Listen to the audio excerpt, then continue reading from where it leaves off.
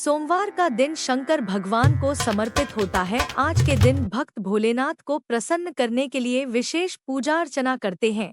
कुछ लोग आज के दिन व्रत भी रखते हैं ताकि शिव की विशेष कृपा प्राप्त की जा सके। बाबा भोलेनाथ के आशीर्वाद के लिए आप भी सोमवार का व्रत कर रहे हैं तो शिव व्रत कथा को पढ़कर या सुनकर इस उपवास को पूरा करें। ओम नमः शिवाय। हर हर महादेव। सोमवार व्रत कथा। किसी नगर में एक धनी व्यापारी रहता था। दूर दूर तक उसका व्यापार फैला हुआ था। नगर के सभी लोग उस व्यापारी का सम्मान करते थे।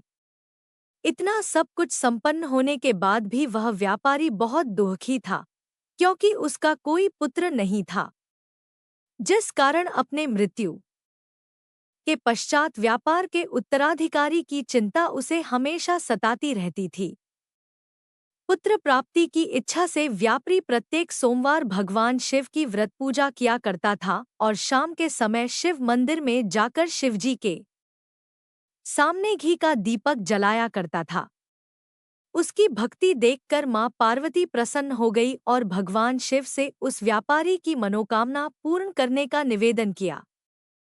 भगवान शिव बोले, इस संसार में सबको उसके कर्म के अनुसार फल की प्राप्ति होती है।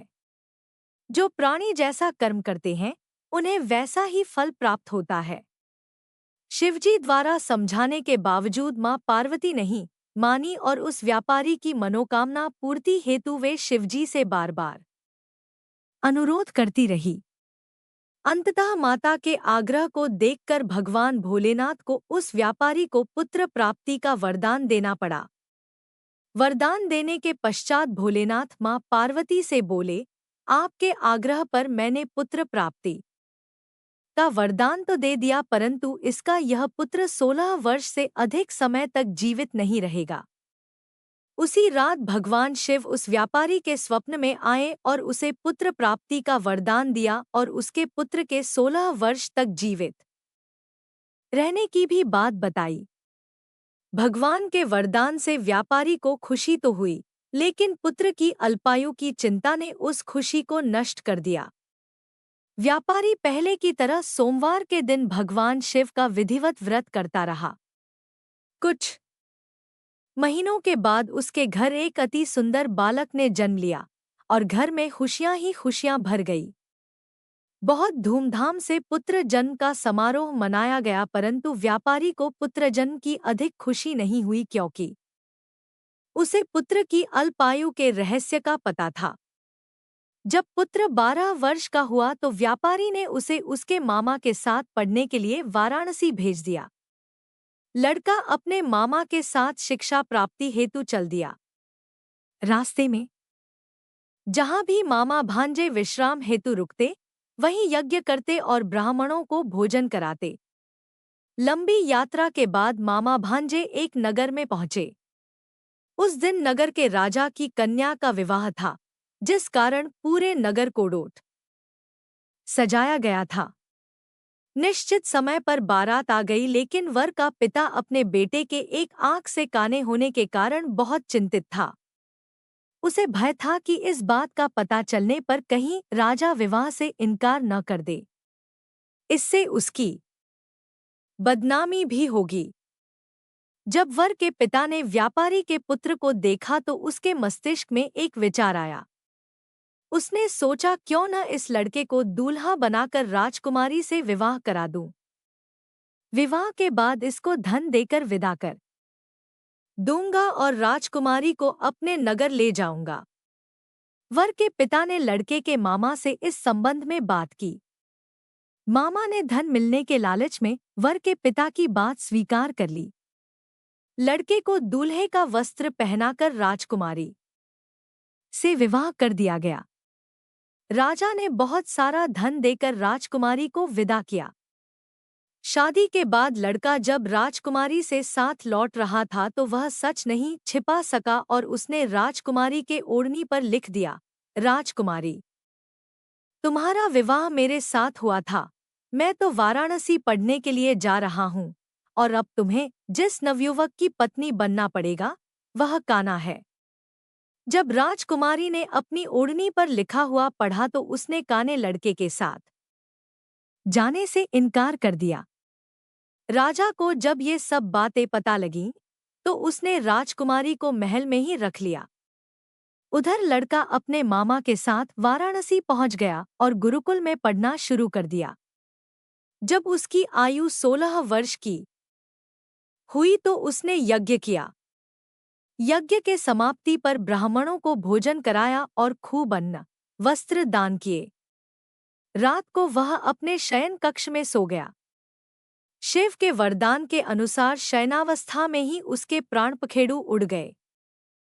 सूर्योदय पर मामा मृत भांजे को देखकर रोने पीटने लगा। आसपास के लोग भी एकत्र होकर दुख प्रकट करने लगे। लड़के के मामा के रोने विलाप करने के स्वर समीप से गुजरते हुए भगवान शिव और माता पार्वती जी ने भी सुने। माता पार्वती ने भगवान से कहा, प्राणनाथ, मुझे इसके रोने के स्वर सहन नहीं हो रहे। आप इस व्यक्ति के कष्ट को अवश्य दूर करें। भगवान शिव ने माता पार्वती के साथ अदृश्य रूप में समीप जाकर देखा तो भोलेनाथ माता पार्वती से बोले, यह तो उसी व्यापारी का पुत्र है जिसे मैंने 16 वर्ष की आयु का वरदान दिया था। इसकी आयु पूरी हो गई है। मां पार्वती ने फिर भगवान शिव से निवेदन कर उस बालक को जीवन देने का आग्रह किया। माता पार्वती के आग्रह पर भगवान शिव ने उस लड़के को जीवित होने का वरदान दिया और कुछ ही पल में वह जीवित होकर उठ बैठा। शिक्षा समाप्त करके लड़का मामा के साथ अपने नगर की ओर चल दिया। दोनों चलते हुए उसी नगर में पहुंचे जहां उसका विवाह हुआ था। उस नगर में भी यज्ञ का आयोजन किया। समीप से गुजरते हुए नगर के राजा ने यज्ञ का आयोजन देखा और उसने तुरंत ही लड़के और उसके मामा को पहचान लिया। यज्ञ के समाप्त होने पर राजा मामा और लड़के को महल में ले गया और कुछ दिन उन्हें महल में रखकर बहुत सा धन, वस्त्र आदि देकर राजकुमारी के साथ विदा कर दिया। इधर भूखे प्यासे रहकर व्यापारी और उसकी पत्नी बेटे की प्रतीक्षा कर रहे थे। उन्होंने प्रतिज्ञा कर रखी थी कि यदि उन्हें अपने बेटे की मृत्यु का समाचार मिला तो दोनों अपने प्राण त्याग देंगे, परंतु जैसे ही उसने बेटे के जीवित वापस लौटने का समाचार सुना तो वह बहुत प्रसन्न हुआ। वह अपनी पत्नी और मित्रों के साथ नगर के द्वार पर पहुंचा। अपने बेटे के विवाह का समाचार सुनकर पुत्रवधू राजकुमारी को देखकर उसकी खुशी का ठिकाना न रहा।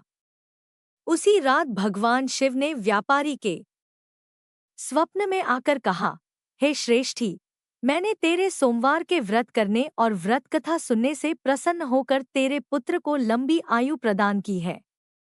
पुत्र की लंबी आयु जानकर व्यापारी बहुत प्रसन्न हुआ। शिव भक्त होने तथा सोमवार का व्रत करने से व्यापारी की सभी मनोकामनाएं पूर्ण हुईं। इसी प्रकार जो भक्त सोमवार का विधिवत व्रत करते हैं और व्रत कथा सुनते हैं, उनकी सभी इच्छाएं पूरी होती हैं।